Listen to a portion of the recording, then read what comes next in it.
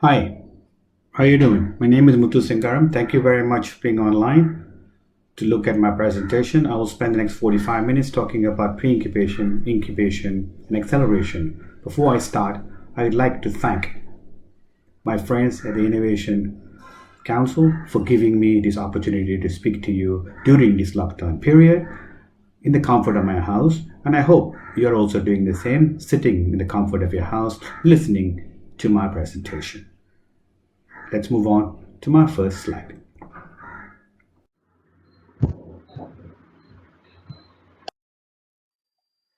Before I get started, I want you to spend 1 minute to think about what would you like to have accomplished in terms of learning at the end of 45 minutes. So please take a minute and I'm going to pause for a minute to let you write that down.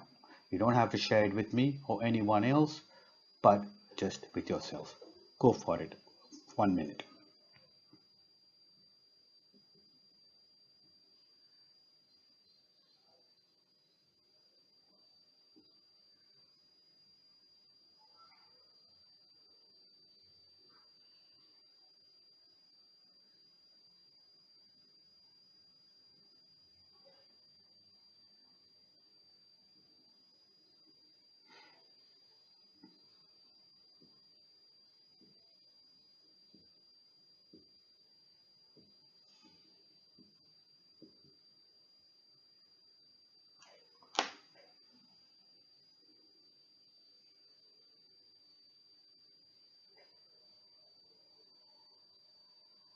Okay, let's continue. The first topic we're going to talk about is how you'd plan your incubator. When you plan an incubator, you need to first of all understand who your community you're building it for, what it is a long-term investment. It's not a short-term investment. So before you establish an incubator, you need to look at who your community is and who are the stakeholders. Once you've done that, you need to move on to the next stage where you have to effectively plan what are the key factors you need to look at to ensure that you're going to have a successful initiative, and how you're going to get your returns for your principal stakeholder. In this case would be the host institution. Once you have done that, you got to work through three things. The first thing you need to do is to do a feasibility study. Once you've done the feasibility study, you need to do next the incubator business plan, and third, you need to have policies for your incubator. Now let's take a look at each one of these one at a time. The first component of the three components we are speaking about, the first one is about feasibility study. Why do we need to do a feasibility studies? As you know, there's a lot of colleges, there's a lot of establishments are creating incubators because it is fashionable right now to have incubators. However, saying that, we need to ensure that the incubator we set up is going to be productive, it's going to help your institution, your students, your faculty, your community. This is why you need to do a pre-feasibility study, putting together the right team to plan the incubator. Once you have done that, when you have a team, the team will need to now look at what the market needs. Not every college needs the same thing. Not every district needs the same thing. Not every student or faculty need the same thing. So you got to do an analysis of your stakeholders. Once you've done an analysis of stakeholders, you will be able to assess what you need to do for your incubator. So primarily, you need to have a proper solution for your incubator. Once you have done that, you need to now build a business plan, just like any other business. Your incubator needs to have a business plan. Without a business plan, you will not be able to sustain on a long term. So you need to have a mission statement, you have to have a vision statement, and you need to work out what are the strategies you're going to use to build your incubator. And you then need to design a sustainable business model. How will you generate income to make things happen for your incubator? You do need income, you do need money to run activities within your incubator. Next, you need to look at What is the overall infrastructure consideration? What are you going to build? What are you going to do? What equipments you are going to buy? How are you going to set it up? Where are you going to set it up? What are the staff you need? So this is the next important consideration. Once you've got your business plan together, you need to have incubator policies.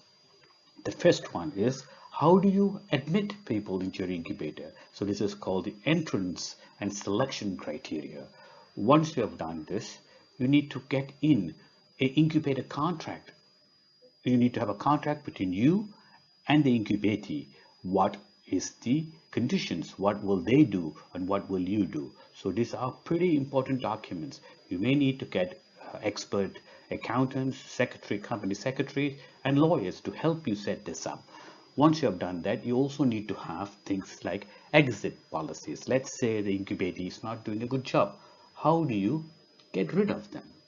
You can't have bad stock because that would actually bring you down. So you need to work out how you would exit bad ones. How would you graduate the good ones? What happens after graduation? Would you be giving them any more services now that they're no longer your incubatees? So are you going to continue to help them? So like having an alumni, how will they all get together? How will they help each other? How would they contribute to the incubator?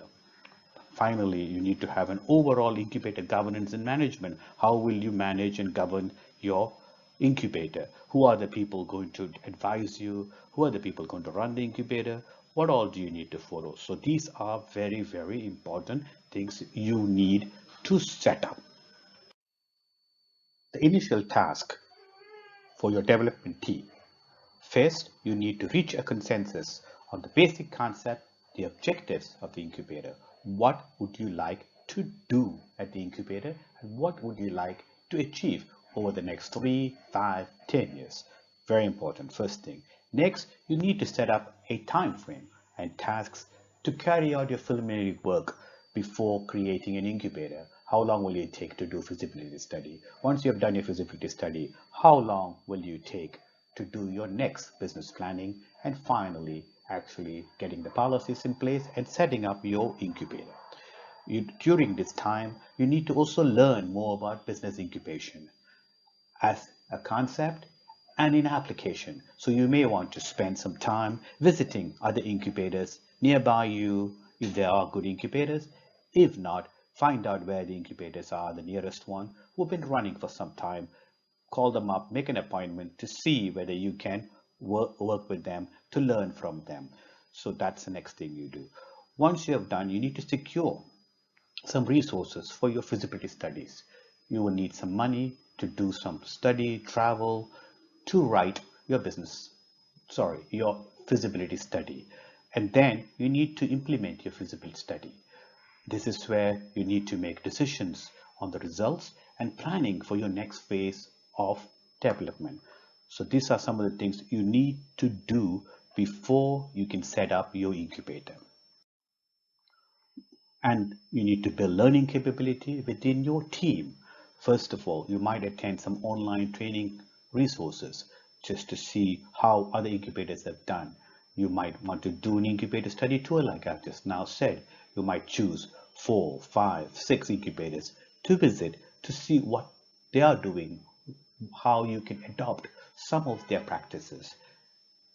I would like to caution you at this stage, you cannot replicate other incubators because each incubator has its own issues, its own success factors, its own strengths, its own weaknesses. So you can only learn and adopt. You cannot replicate because, for example, if you take the major cities, they have access to a lot of resources, including investors, government agencies, and other institutions. If you're far away outside the city, you may not have this access. So you need to ensure your particular incubator is able to adjust to all those surroundings and build your incubator accordingly. Next thing, you need to get into incubator networks so you're able to understand what other incubators are doing, attend their events, learn from them. Sometimes you might want to do a joint activity with another incubator, so that keeps resources lower and also gives you a better reach. And you need to also keep in touch with the emerging technologies and emerging activities in this area, so you are sure that you will be able to do what you have to do to ensure the learning and building capacity of the incubator is always there. It should be your objective to always and constantly be learning, just like anything else. Incubation is all about learning and improving, so it's very, very important. Now let's look at the infrastructure. Of course, the most important factor for an incubator is to have infrastructure and facility. And you and I know setting up an infrastructure and facility costs money, and most likely the host institution will be reluctant initially to spend this money because they need to know what will be the outcome of this. So you who has taken the task to set up the incubator will need to emphasize to the management that the incubator is an investment. It's not a cost center. It will help build student skills. It will help build faculty skills. It will give your institution a branding that you're able to create employment instead of looking for employment. So if you had every year 10 startups giving 5 jobs, you have reduced 50 students going in for your placement. So you've now placed 50 students within your own startup ecosystem. So this is why a startup ecosystem is so important, because they can create wealth locally. It's an economic stimulus.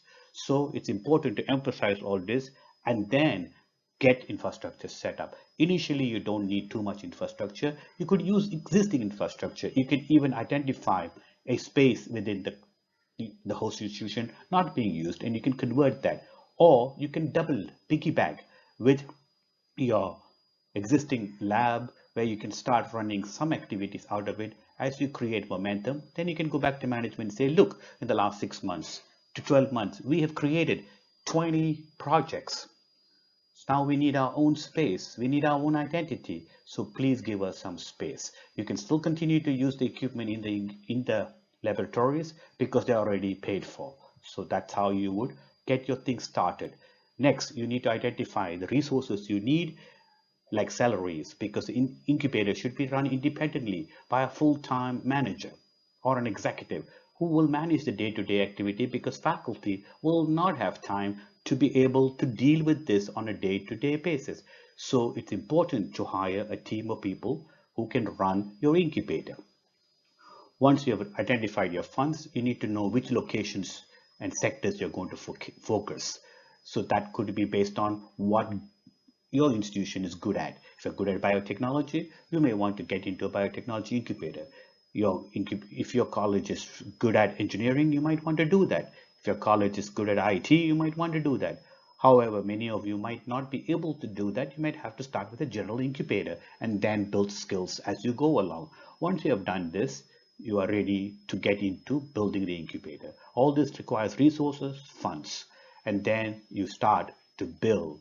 You need flexible configuration in the location, so that is good for business, for clients, free, and debt minimized. So you need to ensure the building needs to be suitable and flexible for the clients to be using it.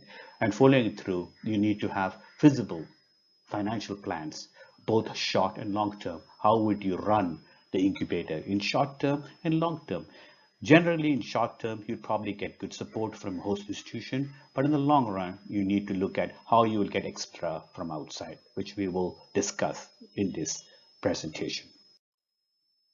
Now that you're ready, that you've done your feasible study, you've done your business plan, and you've also done your policies, you will now look at how you would design your incubator. And you need to spend a good lot of time, because the design will depend on the objective and the area you have decided to get into. Based on that, you will then design some space. Now, this is one of the incubators I have designed, and it runs extremely well. So you can see how different this incubator looks. The design of this incubator is being made to suit the startups, what they need. So you need to leverage. It's so important that design you create in the incubator is with a purpose. It has to it has to actually make people want to come to the incubator. So it is worth your while spending time and a little bit of money to make sure people want to come and work. If you look at this design which we are showing, it's very attractive. It says, come work with me, come to my place. You need collaborating space, creative and idea generating areas where people can sit, work together, create new ideas. Because what is startup? It's all about creating new ideas. But however, teams would like to have some space where they can talk, discuss, build their products together as a team. So you need to be working with them to help them with this space. A lot of effort has to be put in. It doesn't really matter if it takes you a long time, because the end objective is to ensure that you're able to give a good working environment so your startups can think freely, they have with less restriction. Sometimes it helps if it's a distance away from the classrooms, so it's a different type of setup. Now let's look at the three important words we keep talking about: pre-incubation, incubation, and acceleration. It is a good idea for you to run a pre-incubation program, maybe 3 to 6 months, to ensure the startups you bring in, doesn't matter, it's faculty, students from outside, that they are the right people you're bringing into your incubator, because you're going to spend lots of money, time, and effort. You want to make sure that this is spent well. So that's the idea of doing a pre-incubation period, 3 to 6 months, where to validate their idea, whether it can go to market. Once they're ready to start building the product and taking it to market, you start incubating them. And this is why you will get better teams if you're on a pre-incubation model. Then you become, when you incubate, you get better teams. So this is the next thing. Incubation can last anything between 3 to 5 years, depending on what area you choose. So the area of life sciences, pharma, could take 5, even 7 years. So you need to be careful what you're choosing.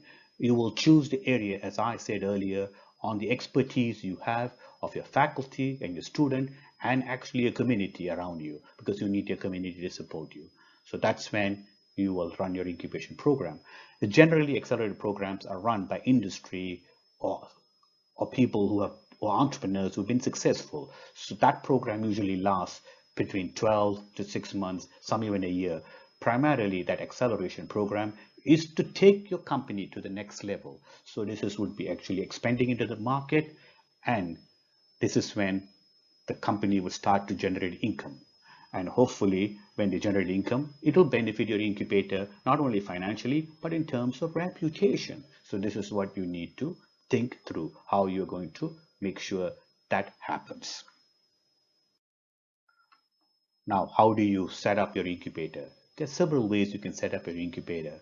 The first one is called a society. Second one is a Section 8. The third one is a trust. Depending on your host institution, depending on you, you will decide which ones you would want to go into. If you're going to take equity in your startups, Section 8 is a little easier to sort out. Society and trust is a little more difficult and complex, so you need to think through which one you want to. But all three structures are generally for no profit. It's non-profit organizations. So you doesn't mean you don't make money. Whatever money you make, you plow it back into the system to make it better and better and better. So you would use the money you generate to run the incubator better. So these are the three options you have. Now, my advice to you would be to talk to your host institution. What would they like to do? And it's always better to run this as a separate entity, which means it has got its own management structure, it has got its own staff, so it knows it has to do to survive. So that's why it's important, and it's easier to raise money from outside if you have an independent setup. So this is something you need to think about, which one you want to do.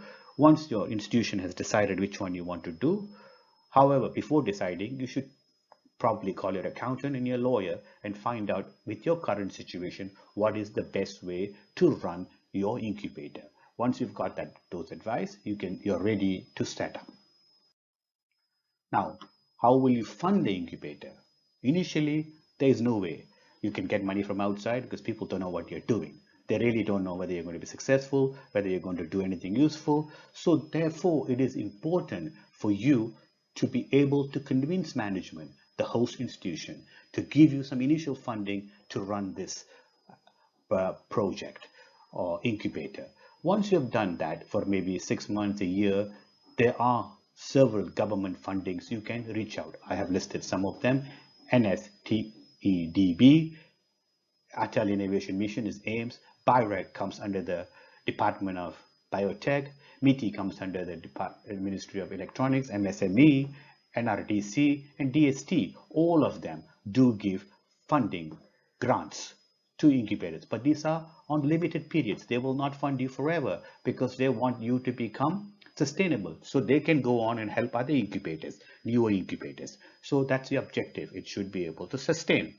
You can raise money today through CSR funding. So you need to make sure you get connected well with your community within your area, who will be willing to give you some funding through their CSR activity to build the ecosystem, to fund your incubator to survive. And most importantly, you need to start building the alumni network. This is one of the things the Western universities have done very well. Indian universities haven't done this very well, but the IITs and IIMs have done fairly well. Bring in your alumni, because alumni can help fund, and many of your alumni would be successful. So they can even take these startups to market, to help them, to support them, and so on. So alumni is very, very important. If you don't have an alumni association, that's one of the things the incubator should start doing, create an alumni association. Second important part here is to get as many industry to come to your incubator, work with your startup, for your incubators to work with them, help. So going to market makes it easier because these industries already have a network which they can help you penetrate. How do you handle the finances at the incubator? Very important question. If you don't have money, you can't do many things, right? You will only get money if you do the right things and if you do it the right way. So the first thing you need money is to establish your incubator. We already talked about. You need to convince the host institution to give you some money to start the incubator. If you're not able to raise the money, you should at least convince them to give you some space, give you some laboratory, some equipment, so you get your incubator initially started. And then you need to run activities. Here you can reach out to your students, entrepreneurship club, engineering club, radio club those days used to be popular. So you need to set up activities, things like this, to encourage your students to come participate. And you should also reach out to the local community so they can also fund some activities. You don't need much activities. Many local banks do lunch and learn sessions. They'll be happy to come and do lunch and learn sessions where you give them 5 minutes slot. You invite a good speaker, come speak, give them lunch, simple lunch, pizzas, or even samosa and tea. So you need to run regular programs to make sure there's enough activities within the incubator. You need to make sure your operations are efficient and that whatever money you spend, there's outcome. You don't need too many staff. You need maybe 2-3 people in an incubator to get it going. You need to make sure at all time your team is looking at the overall goal, and your ultimate goal for all of you should be to be able to sustain by yourself. If you're able to sustain by yourself, you don't need to go back to management and say, give me some money. And when you don't ask for money, nobody troubles you because they're not giving money, so they don't really worry about you. They'll stay out of your way. So it's important for an incubation manager, incubation team to look for ways to find ways to generate income or to raise money. So very, very important. Now, what are the other expenses you will end up with? There's already pre-operational expenses like we talked about earlier. You need to go visit, you need to travel, you need to do some markets research, survey, research, whatever you have to do to make sure you get your feasibility report in place. You need money. So there is a pre-operating expense you need to take care of. Once you've passed that, you need to now work on physical facilities. Some places you have to pay rental. Some places the host institution will not charge you anything. Their contribution would be to give you space. Next thing, you need to look for equipment. So here you need to raise money to buy the equipment. The host institution might give you some equipment.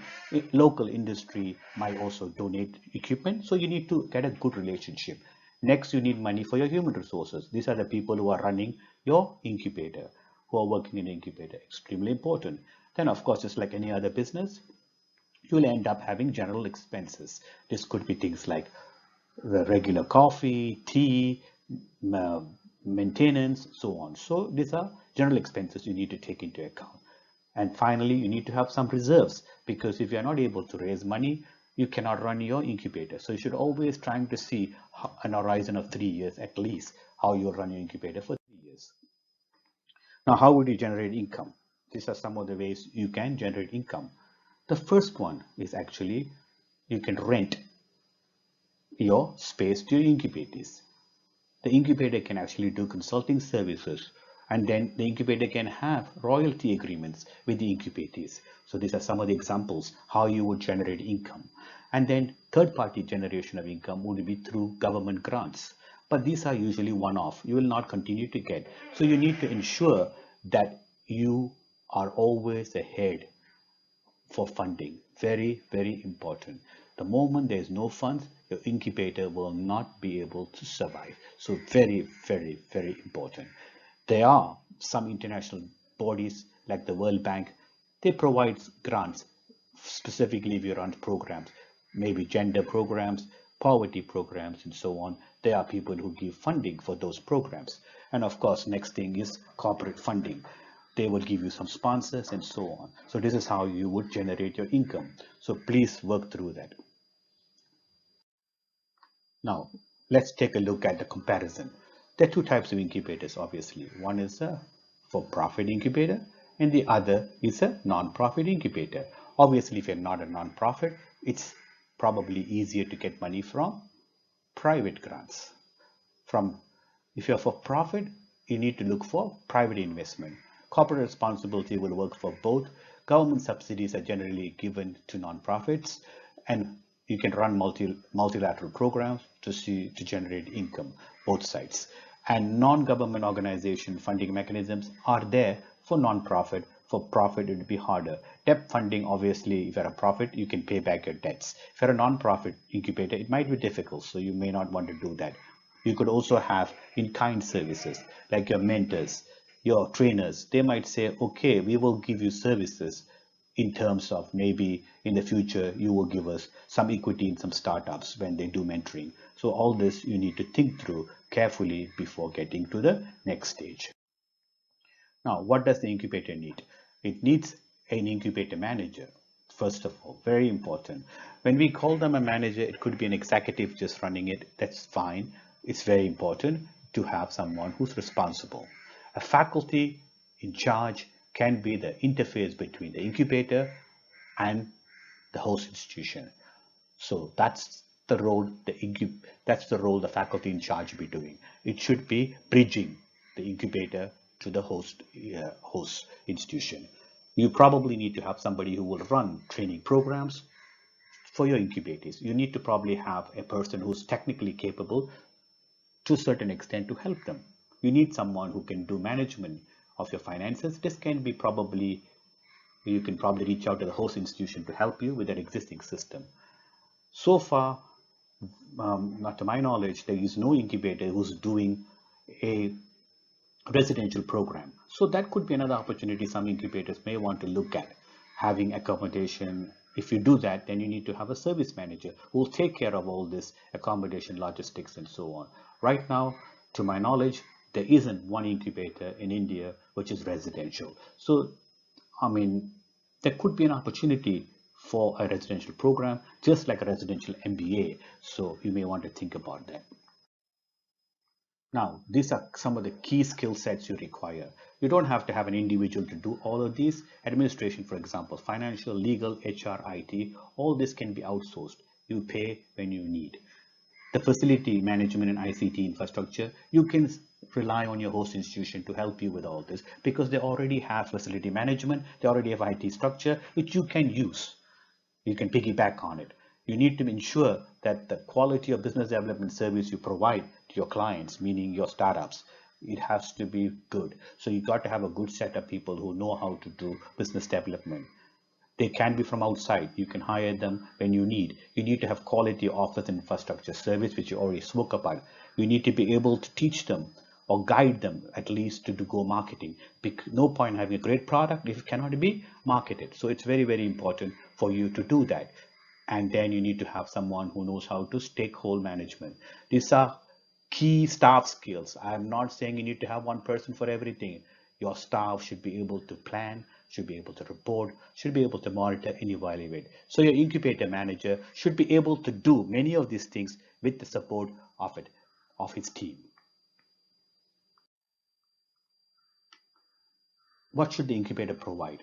Obviously, the easiest and probably not the most important is to give them the physical infrastructure. As you know today, places like Bangalore, Chennai, Delhi, Hyderabad, Mumbai, they have hundreds and hundreds of these workspaces where people can hire them. They're all very beautifully done up, trendy, nice places for a seat, anything between 2,000 rupees to 10,000 rupees. So physical infrastructure is not the most important.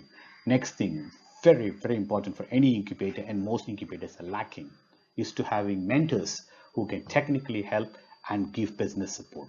You need both types of mentors to guide your startups.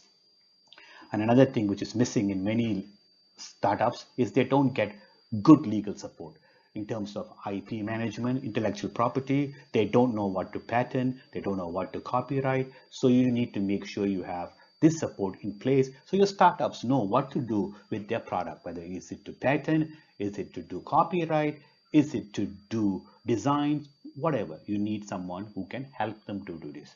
And many startups are unaware of regulatory framework, especially if you do life sciences, biomedical. You need to ensure that you're following the rules regulatory.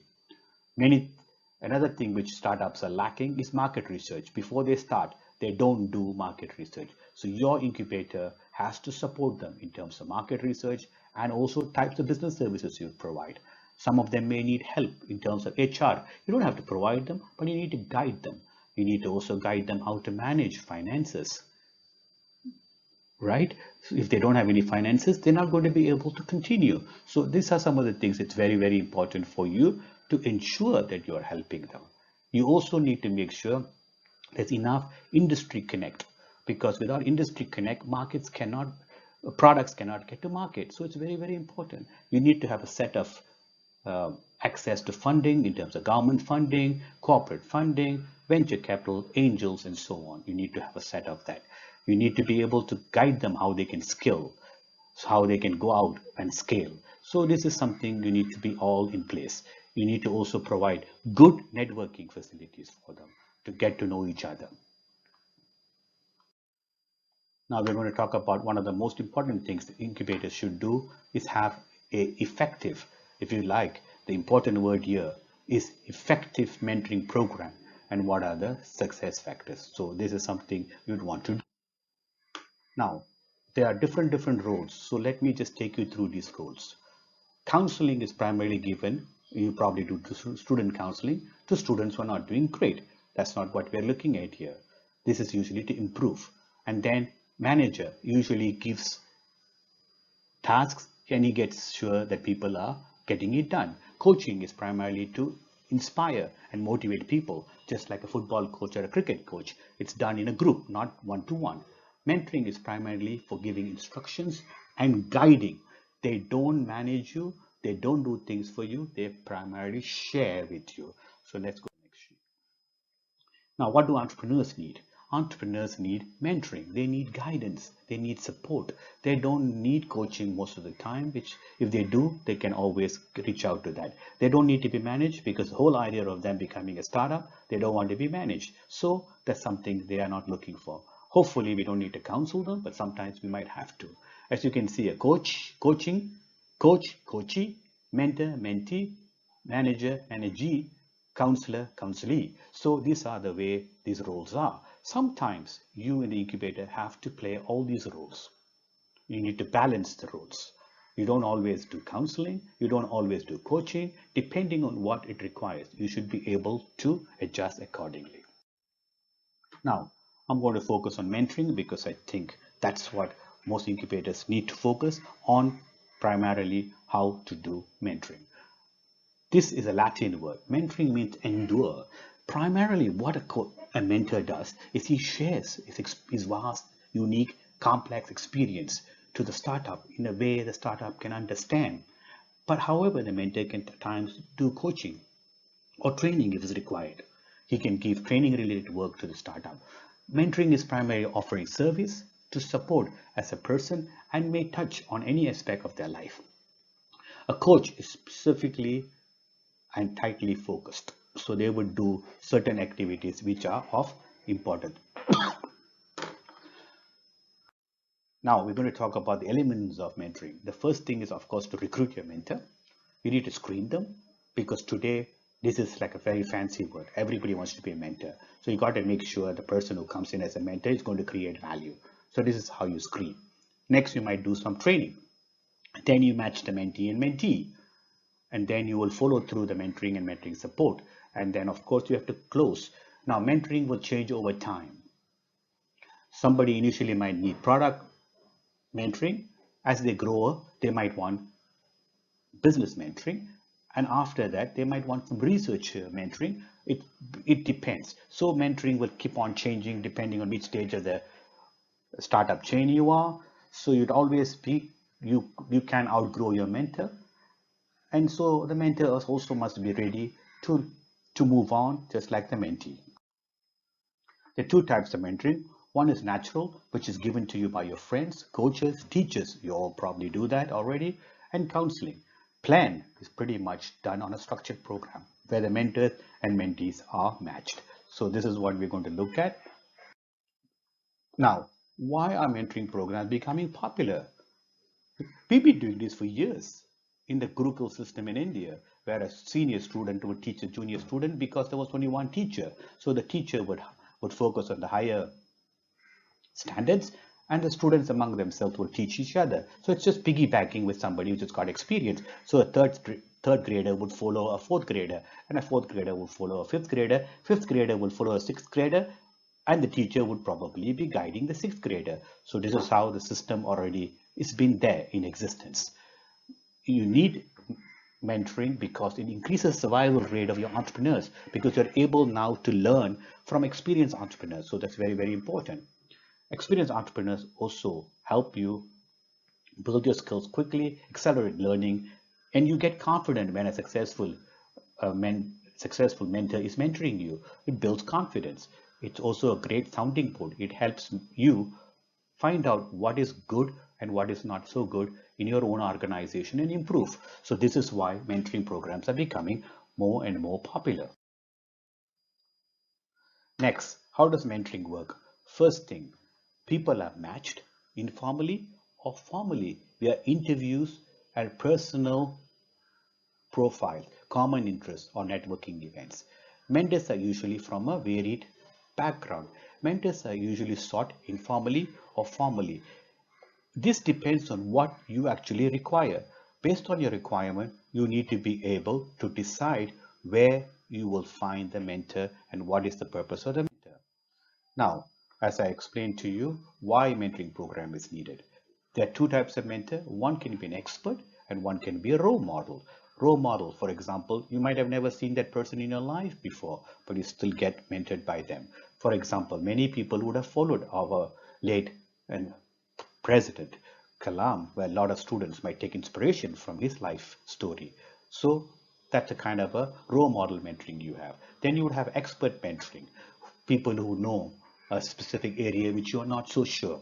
It's all about helping and learning and knowledge. It's all about help, new skills, new knowledge, helping you do that. You increase by doing this your success rate because you're getting new skills, so you're able to uplift your success rate. Again, as I explained, your self-esteem and confidence are also built. And please remember, mentoring is never one to many.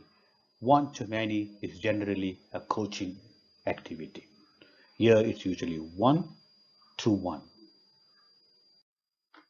Now, what are mentoring programs used for? Of course, I already talked about education in academics.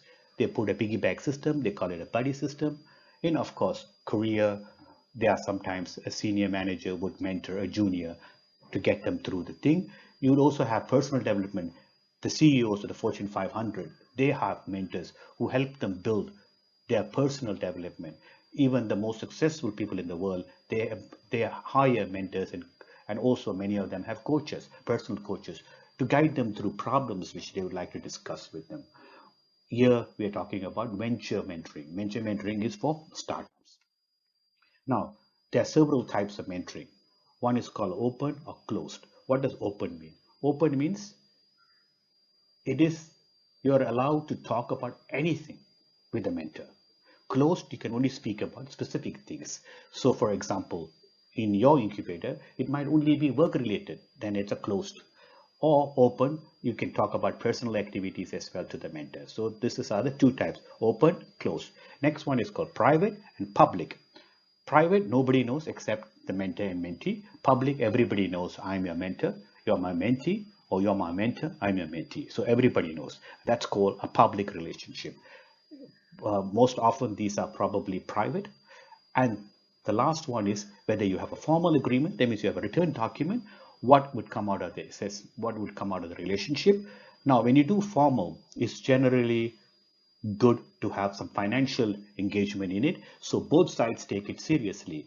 Informal could be just, you like me, I like you, and I start mentoring you with no formal agreement.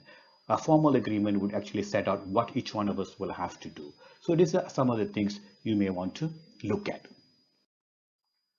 Now, how does a mentor help you? First of all, he helps you understand social behavior because he's got experience. So it is important for him to help you understand social behavior. Next, he will help you or she will help you to learn how an organization works, because some of our startups might not have not worked anywhere. So they would be able to teach you how an organization works. They would also promote learning. They would guide you how to learn. They will explore different and conflicting ideas. And then also we will look at office politics. So all this a mentor will be able to help. Now, a mentor's approach. First thing, the mentor should look at the company as a whole and not just the technopreneur's need. Meaning, you should not just look at the founder, but you need to look at what the entire organization needs and make sure the mentoring is done accordingly. Is often because for the entrepreneur, it is so important. His life depends on his startup. So for a mentor to ensure that it's successful, the mentor should look at it as a holistic way. Now, what is the first approach? Mentor must learn the business in terms of operation, finance, and marketing before coming in. So at least the mentor will be able to understand what the mentee is doing.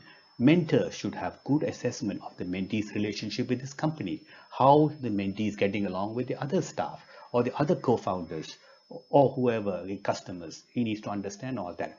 Mentor should know about the relationships the startup has with investors and other business associates, the stakeholders. Now, mentor's approach should be only people with complex experience in wide areas. It should not be too specific. It should be having a wide area, because the role here is to guide and share. The next question is always whether the technopreneur will be able to lead the company to the next stage. Often you will see major companies change their CEOs as they move along, because newer people need to be brought in to take them to the next level. So that as well, a mentor will have to guide the mentee. Mentors must identify external forces like culture, goal, and business in their processes. What will happen to their process? So all this is very, very important. Now, how does it? Now I'm going to finish up with networking. Networking is the most important activity to your center, incubator. You need to be able to conduct events. So you need to start with hackathons, workshops, seminars, expert talks, whatever attracts people into the system. Bringing in startups, let them share, have a samosa and tea, have a pizza, and learn all sorts of things you should do. You need to have reach out programs with renowned institutions and organizations. Bring talkers from there, speakers from there. You need to decide logistics, partnerships, and how you would pay. What would you do? All this networking needs to be done.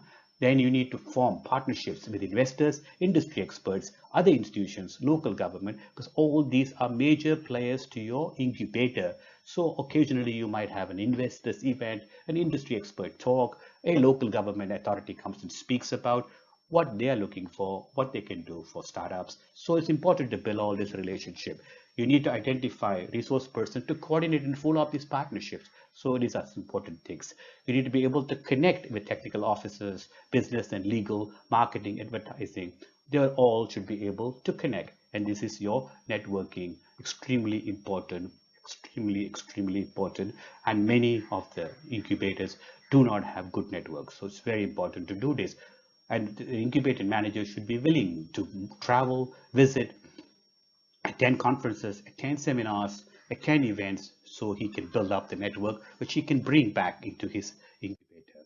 Now, what I like you to do next, I want you to identify your key takeaway from my lecture. Write down just one point. What is your key takeaway from my lecture? And how does it relate it to you? And how you're going to share with others from this lecture. These are the three things I like you to take away from here. And you don't have to tell me, you don't have to tell anybody, you just need to tell yourself. Very important, just tell yourself these three things. That concludes my presentation for today. You can contact me by email at muthu.singaram@vibazone.com. You can call me on my mobile 97909-32420.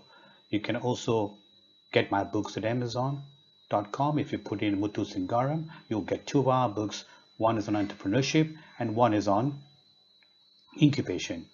At the request of the HEIC chairman, we have reduced the e-copies to the bare minimum that Amazon would allow, because Amazon promotes our books. However, the hard copies we cannot reduce because they come from the US. That concludes my presentation. Thank you very much for listening to me for the last 45 minutes. I hope you've enjoyed listening to me as much as I enjoyed making the presentations to you. I've spent more than 25 years traveling around the world doing incubation, innovation, entrepreneurship, and startups. So I'm tremendously passionate about this. I'd be more than happy to come visit your institution, interact with you, your students, your management, talk about these things, share ideas, and in any way I can help you build the ecosystem. Please reach out to me. I'm always available. It's been a new experience for me. The last 25 years, I've never been in a place for more than a week. This lockdown period has made me stay at home for 5 weeks, and hopefully we'll get to normal soon. You stay safe, take care, and once again, thank you very much for this wonderful opportunity to speak to so many of you. I thank the Innovation Council. Thank you very much.